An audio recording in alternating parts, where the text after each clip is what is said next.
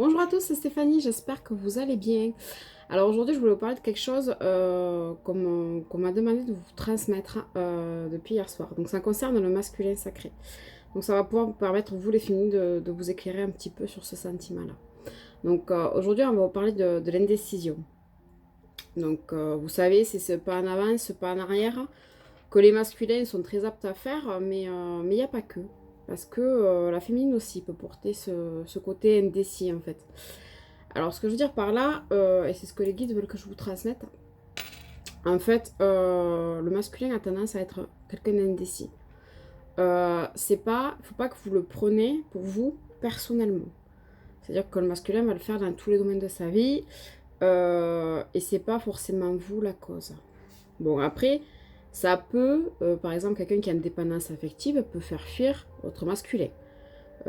Ça, c'est possible. Mais ce que je veux dire par là, et ce que les guides veulent dire, c'est que le côté indécis, c'est une des caractéristiques du masculin, mais vous aussi, vous le portez en vous. Et en même temps, ce que je veux dire par là, c'est que vous n'êtes pas forcément responsable de son indécision. C'est-à-dire que le masculin, il est indécis parce qu'il a un gros manque de confiance en lui, en fait. Il a du mal à se positionner, il a du mal à poser la limite, parce qu'il a tellement peur d'être rejeté, abandonné, trahi, humilié, et ressentir de l'injustice, qu'en fait, c'est ça qui le déstabilise. C'est-à-dire que le masculin, il a besoin, pour se rassurer, de maîtriser les choses, d'avoir un peu ce contrôle sur la situation, ça le rassure, et il a l'impression de pouvoir gérer le truc, en fait. Sauf qu'en fait, on sait très bien que rien ne sera jamais parfait. La perfection n'existe pas. Et donc, en fait, quand le masculin commence à faire un pas en avant, il prend peur. Et donc, vite, vite, vite, il va se remettre dans son mental à réfléchir. Et pourquoi j'ai fait ça? Pourquoi est-ce que je suis prêt? Est-ce que je veux revenir à ma féminine, mais je veux que ce soit complètement parfait? Est-ce que si elle me pose telle question, je vais pouvoir lui amener les réponses en face ou pas? Enfin, voilà, c'est vraiment le manque de confiance en soi qui fait qu'on est indécis dans la vie. Et donc le masculin, tant qu'il n'aura pas confiance en lui, il ne pourra pas se positionner. La féminine, elle a tendance à le faire souvent dans sa vie personnelle. C'est-à-dire que la féminine aime bien avoir souvent un âme sœur par là qui les rassure pendant son parcours, parce que la féminine, elle a peur de la solitude. La plus grosse peur de la féminine, c'est la solitude.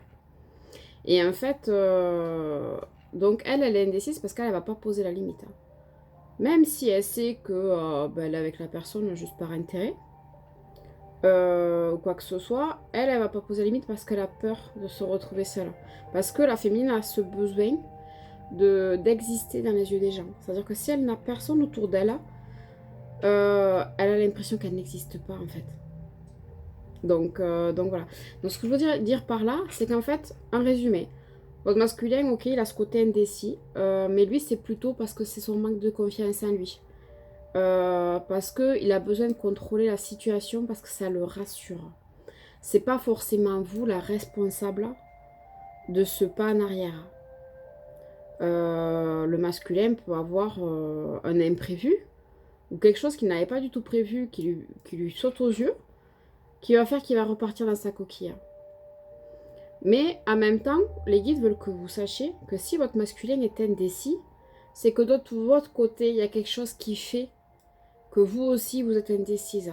Et donc si vous, même si ça peut être inconsciemment, c'est-à-dire qu'on peut s'en rendre compte, mais alors qu'on n'avait pas du tout l'impression, si vous avez du mal à vous positionner et à suivre vos engagements, ça fait de vous quelqu'un d'indécis et ça peut être mis en lumière en face. Donc ce que les guides veulent que vous retenez, c'est que vous n'êtes pas forcément responsable de l'indécision de vos masculins. Vos masculins ont besoin de toutes ces étapes pour arriver à avancer. La source prend tout en main, donc elle saura les guider où est-ce qu'il faut. Ils ont besoin de cette phase d'indécision pour sortir de leur zone de confort en fait. C'est comme des marches. Petit à petit, ils avancent d'une marche. Ok, des fois ils reculent de deux, mais c'est pas grave, ils ont quand même réussi à avancer d'une marche. Donc voilà. Après, les féminines, regardez de votre côté s'il n'y a pas quelque chose qui fait que vous aussi vous êtes indécis et que vous n'arrivez pas à vous positionner. Je vous dis, ça peut être dans une relation, ça peut être par rapport au travail, par rapport à la famille, par rapport à plein de choses. Euh, on vous demande, la féminine, déjà de vous faire de vous votre propre priorité. C'est-à-dire de ne plus faire passer les autres avant vous et surtout que vous soyez bien seul. C'est-à-dire que vous n'avez plus besoin de personnes extérieures pour avoir l'impression d'exister. On vous demande d'exister pour vous-même et par vous-même. Le masculin, lui, a besoin d'être rassuré parce que il a ce manque de confiance en lui. C'est pas forcément à vous de l'apporter. La source se charge de son parcours, donc vous inquiétez pas, vos masculins avancent. Ils avancent comme il faut, comme ils doivent avancer. Vous n'avez pas à les materner ou à essayer de vouloir les faire avancer plus vite parce qu'au contraire, ça sera contre-productif. Ils sont pris en main comme vous avez été pris en main. Ils ont leur étape, leur parcours à expérimenter, leurs leçons à apprendre. Donc vous pouvez rien faire pour vos masculins à part leur envoyer de l'amour. C'est tout ce que vous pouvez leur faire. Après, eux aussi vont apprendre à avoir confiance en eux et à comprendre qu'ils ne peuvent pas tout maîtriser. Parce que le fait de maîtriser, c'est du contrôle. Et le contrôle, donc c'est toujours la blessure de trahison, qui est assez présente chez le masculin. Surtout en ce moment, j'ai l'impression qu'elle remonte beaucoup chez le masculin. Et elle fait se poser beaucoup de questions. Donc le masculin est souvent un homme qui a beaucoup souffert en amour. Je dis pas que la féminine n'a pas souffert en amour, mais c'est des souffrances différentes.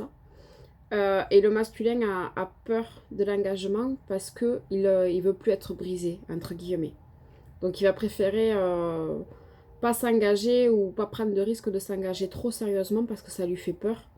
Parce qu'il a peur de montrer ce côté vulnérable parce qu'on l'a conditionné étant enfant. Hein. Tu es un homme, tu dois être fort, tu dois être dur, tu ne dois pas pleurer. Et rien ne doit te détruire. C'est ce qu'on appelle des croyances limitantes qui ont été inculquées dans leur enfance et qui ont été souvent rabâchées. Ça marche aussi pour les masculins qui sont féminines.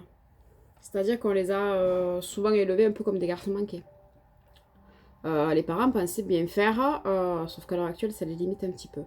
La féminine, elle a plutôt souffert parce que c'est souvent sa blessure d'abandon qui est revenue. C'est-à-dire que la féminine, elle a un trop plein d'amour et elle recherche de l'amour partout où elle peut. C'est-à-dire qu'elle est capable de partir dans une relation toxique juste pour avoir un peu d'amour et de ne pas se respecter. Parce qu'elle a ce besoin, comme j'expliquais tout à l'heure, elle a ce besoin d'exister, elle a l'impression d'exister à travers le regard des gens. C'est-à-dire que s'il n'y a personne autour d'elle, elle a l'impression qu'elle n'est rien. Et c'est là tout le travail de la féminine en fait. Donc c'est pour ça que la blessure d'abandon est très présente chez la féminine. Donc voilà, je voulais faire ce point au niveau de l'indécision parce que c'est vrai que depuis hier, on me le rabâche un petit peu. Vraiment de vous rappeler que vous n'êtes pas forcément responsable de l'indécision de votre masculin. Alors oui, les dépendances affectives font fuir les gens. Mais ça, c'est pas que pour les masculins. C'est-à-dire que moi, la première, si on est dépendant de moi, affectivement parlant, je fuis. C'est-à-dire que vous ne me voyez pas. Je suis plus là. Parce que ça me fait peur, quelqu'un qui est trop en demande, c'est limite même étouffant. Vous allez le comprendre quand vous serez sorti de cette blessure d'abandon, vous risquez d'attirer à vous des personnes qui sont dans des dépendances affectives et vous verrez par vous-même ce que ça fait. Ce que ça fait comme pression, comme poids pour la personne et que du fait que le masculin en face n'a pas forcément confiance en lui, même s'il peut montrer qu'il est très arrogant, enfin très sûr de lui en apparence, hein, moi je vous parle derrière l'armure en fait, ça fait peur. Ça fait très peur de se dire pourquoi elle m'aime autant, pourquoi elle attend autant de moi, est-ce que moi je suis capable de lui apporter tout ça. Et c'est pour ça que votre masculin souvent fuit quand vous êtes en dépendance affective. Après, par rapport à l'indécision, c'est vraiment pas vous le problème. C'est lui face à lui-même. C'est-à-dire qu'il peut avoir une dualité en lui entre ce qu'il a envie, ce qu'il pense qu'il est capable de faire et ce qu'il fait réellement. Et c'est pour ça que le parcours va l'amener à être en accord entre ce qu'il dit, ce qu'il fait et ce qu'il est. Donc c'est pour ça, on va l'amener à dépasser ce côté indécis. Donc moi ce que je vous conseille les filles, c'est vraiment de travailler et de mettre en lumière dans quel domaine vous pouvez être indécise. Si votre masculin est indécis, c'est qu'il y a quelque chose qui a travaillé de votre côté. Le travail, on le sait, c'est toute une vie. Mais il y a peut-être quelque chose qu'il faut mettre en lumière qu'on n'a pas forcément conscience. Hein. mais que tout d'un coup, ça va faire tilt dans la tête et se dire, ben effectivement, ouais, je suis aussi indécise. Je sais pas forcément ce que j'ai envie parce que ben, je suis tiraillée intérieurement. Donc voilà, donc je vous conseille, et même les guides, voilà. Vous voulez vous faire passer ce petit message pour mettre en lumière ce côté indécis qui est lié au manque de confiance en soi. Donc voilà, donc je vous fais cette petite capsule. Je vous souhaite une très bonne journée. Je vous dis à très bientôt. Bye bye.